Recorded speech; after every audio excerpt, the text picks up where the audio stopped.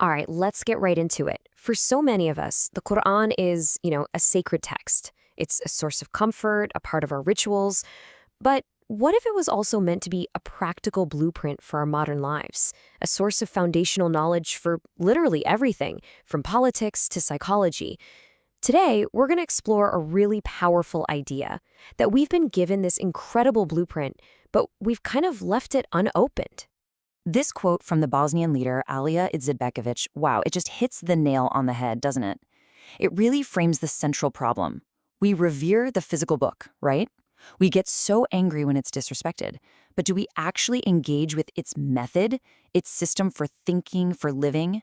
This is the core tension we're going to unpack today. So to really get a handle on this disconnect, scholar Dr. Naif bin Nahar has this incredible analogy.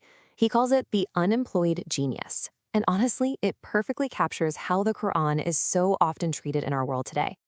Okay, just picture this for a second. A company goes out and hires the absolute smartest, most capable expert in the entire world. They give this genius a beautiful gilded office, everyone says hello and is super respectful, but they're never invited to a single meeting. Their expertise is never, ever used to solve the company's real problems. This, Dr. Naif argues, is exactly how Muslims often treat the Quran. We've given it this place of honor, but it's basically unemployed in our daily lives, in our universities, and in our institutions. And this feeling of abandonment isn't just some modern critique. It's right there, in the Quran itself. This verse is said to be the Prophet Muhammad's one and only complaint to God. Think about that. Not about all his personal struggles, but about his people taking the Quran's guidance and just leaving it on the shelf. So that leads us to a really crucial question. If the Quran isn't just a book for blessings and rituals, then what is it? Well, the argument we're looking at is that it's a foundational source of knowledge, one that has principles that are directly applicable to our most complex modern challenges. I mean, is its main purpose just to be recited for comfort? Or does it contain a really robust framework for understanding the world? Let's check out a concrete example that might actually surprise you. So take a look at this. The argument is that the Quran actually outlines a complete theory of political deterrence. It's presented as this super strategic four-step process. First, it acknowledges the reality of fear of treachery. Okay, from there, what's the principle? To build power to a level that, and this is the key word, terrifies the aggressor. Now, this isn't about starting a war. It's about getting to step 3, creating a balance of deterrence. And only once that balance is there can you actually move to the final step, achieving a stable, lasting peace from a position of strength. I mean, that's a seriously sophisticated political concept, not just a simple moral rule. And politics is just one example, just the tip of the iceberg. This slide really gets to the core idea, that the Quran is like the trunk of a massive tree. It provides the foundational principles, the cognitive roots, for a whole spectrum of human sciences. We're talking psychology, sociology, economics, even the theory of knowledge itself, epistemology. The idea isn't that it's a textbook with all the answers, but that it gives us the essential guiding principles from which all these fields can grow in a healthy way. Now, at this point, you might be thinking, okay, that's great for scholars, but come on, I'm not qualified to get political theory out of a sacred text. And that right there is probably the single biggest barrier for most people. So this next section tackles that concern head on. All right, so this is absolutely crucial. We have to understand the difference between two ways of engaging with the Quran. On one hand, you have tafsir, or exegesis. That is a scholarly field. It requires immense knowledge of language, history, context, the whole shebang. But then there's tadabbur, or pondering. And this is for everyone. It's a direct personal connection that starts with a simple question: why? Why was this word used here? Why is this story being told in this way? Why is this chapter in this specific order? That simple act of asking why is the key that unlocks a deep personal relationship with the text. Okay, but let's talk about the elephant in the room. What about the risk? It's a common fear, right?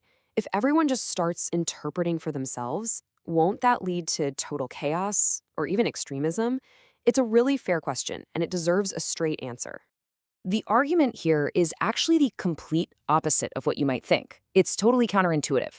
See, by telling sincere, everyday people they aren't qualified to think deeply about the Quran, you don't actually stop the manipulators. Manipulators are going to twist texts no matter what. What you do is you disarm the sincere person. You leave them with no personal connection, no deep understanding, which makes them way more vulnerable when a manipulator comes along with some twisted verse. The argument is that a society where everyone is actively pondering the text creates its own kind of intellectual herd immunity. It makes it so much harder for bad ideas and misinterpretations to take root and spread. So, if direct engagement is the how, then what's the why? What's the ultimate goal of all this?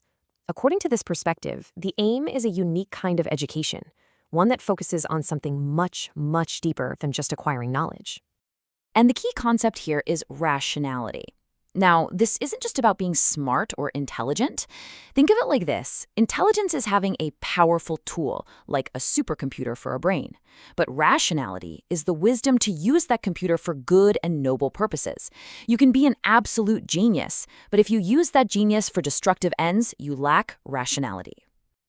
And this creates a really stark contrast in what education is even for. You can see it clearly with these two figures. On one side, a lot of modern education focuses on sharpening intelligence, the tool, to produce an efficient economic being, right? But on the other side, the Quranic model is all about cultivating rationality, the wise application of that tool, to produce a righteous human who is seeking balance, purpose, and growth. So how does it do this? Well, the Quranic model starts with a diagnosis. It tells us, hey, here are our innate negative tendencies. We are created impatient, fretful, stingy. The entire educational journey, then, is about transforming these raw negative traits into their positive opposites, to become patient, to become grateful, just, and forgiving. It's a complete, lifelong process of self-refinement. Now, when this whole process of transformation is undertaken, the result isn't just becoming a good person in some vague sense. The goal is way more specific. It's to build a specific kind of internal resilience, or what we can call immunity. This whole journey is often described with this amazing metaphor of climbing a mountain. We aren't born at the top or the bottom, but somewhere in the middle. And life is a constant choice. Are we going to make that difficult climb upward toward that higher version of ourselves, or are we just going to slide downward into our base instincts?